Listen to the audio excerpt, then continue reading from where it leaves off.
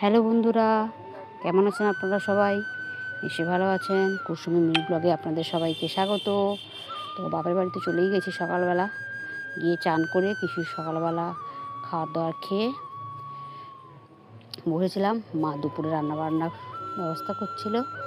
তো বললো যে মাছ নিয়ে এসছে বাবা, মাছের টক রান্না করবে, একটা আম পেড়ে আনতে। তো পুকুর পাড়ে চলে গেলাম, গিয়ে একটা আম পাড়লাম। তো আমটা পাড়তে গিয়ে জলে পড়ে গেল।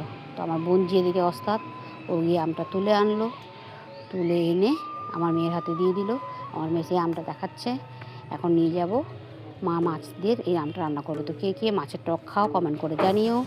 আর বাবা নিয়ে এসছে অনেক রকমের মাছ, চিংড়ি মাছ, মাছের ডিম, কই মাছ, রুই মাছ। তো আমার মেয়ে যেহেতু অন্যান্য মাছ খায় না, একটু চিংড়ি মাছ খায় আর মাছের ডিম খায়, সেই জন্য ওই দুটো ওর, আর বাদ বাকিগুলো আমাদের।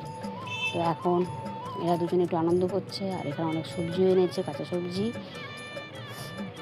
সবচেয়ে বড় ব্যাপার হচ্ছে, দেখো এই গাছটা কত ফুল, আর আমাদের ওখানে পুজো করার মতো ফুলই পাই না। টাটা বন্ধুরা, কেমন লাগলো জানিও।